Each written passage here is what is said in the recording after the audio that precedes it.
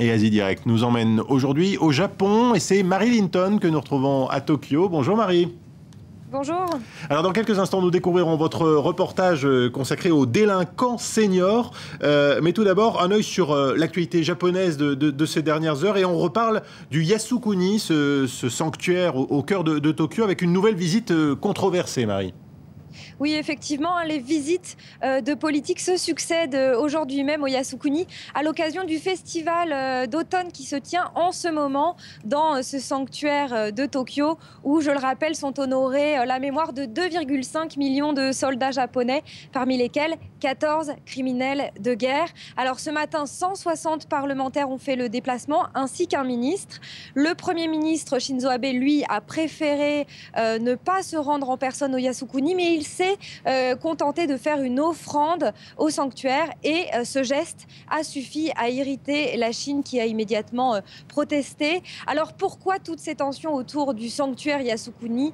Eh bien parce qu'aux yeux de la Chine mais aussi de la Corée, qui est également une ancienne colonie du Japon impérial, ce sanctuaire est le symbole du passé militaire du Japon et le fait que des officiels japonais se rendent régulièrement dans ce sanctuaire est perçu comme un affront par les deux pays qui ont énormément souffert de l'invasion nippone.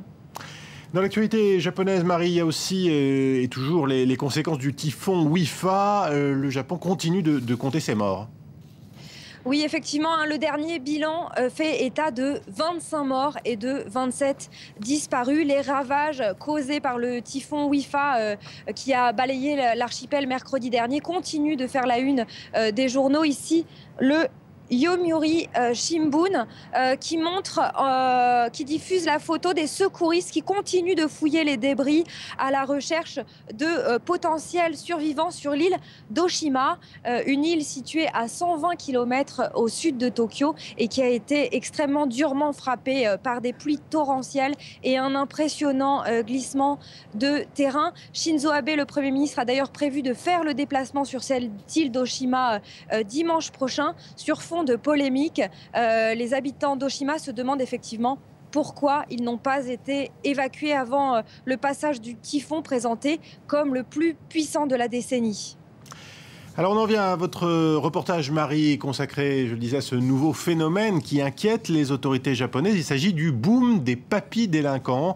Selon la police, le nombre de criminels âgés de plus de 65 ans a été multiplié par 2 en 20 ans. Les seniors sont désormais plus nombreux à voler à l'étalage que les jeunes. On regarde votre reportage, Marie, que vous avez réalisé avec Guillaume Bression et Kiwa Wakabayashi. Nagasaki, dans l'ouest du Japon. Comme chaque semaine, Izumaru rend visite à des personnes âgées en rémission. Créé il y a 4 ans, son ONG se consacre essentiellement au soutien des seniors délinquants. En lisant les rapports officiels sur ce délinquant, j'ai vu qu'il avait été en prison 15 fois. Donc je m'attendais à tomber sur un mauvais garçon, un macho. Un grand gars bien dur, mais c'est en fait un gentil papy souriant et fragile. Relogé dans une maison de retraite grâce à l'ONG d'Izumaru, ce voleur multirécidiviste de 75 ans a trouvé la paix dans le jardinage. Sans aucun revenu et poussé par la faim, il a commis sa dernière incartade en 2008. Elle lui avait valu 18 mois de prison. La porte de l'hôpital était ouverte. Je suis entré et je suis tombé sur un magasin. J'ai vu du pain. J'ai regardé autour de moi et il n'y avait personne. Alors j'ai pris le pain. Mais quelqu'un m'a surpris. Il m'a dit « Qu'est-ce que tu fais ?» J'ai répondu « Je m'excuse, je suis désolé, mais j'avais faim. » Selon la police japonaise, le nombre de criminels aux cheveux blancs a plus que doublé en 20 ans. Pour la première fois en 2012, plus de personnes âgées que de jeunes ont été arrêtées pour vol à l'étalage dans la capitale, Tokyo. Un boom qui s'explique en partie par le vieillissement record de la population du Japon, un pays où une personne sur 4 a plus de 65 ans. Mais pour ce représentant de l'Organisation nationale pour la prévention du vol à l'étalage, la faute revient surtout à la solitude grandissante des personnes âgées. L'isolement est un vrai problème, surtout dans la région de Tokyo. Les personnes âgées se sentent seules, éloignées de la société. La télé est leur seul ami et ils deviennent irrités parce qu'ils n'ont personne à qui parler. Les commerçants sont les premières victimes des délinquants du troisième âge. Cette chaîne de 20 supermarchés dans la région de Nagasaki dit perdre 7 500 € par mois à cause des vols à l'étalage. Ici, on dit miser avant tout sur le dialogue.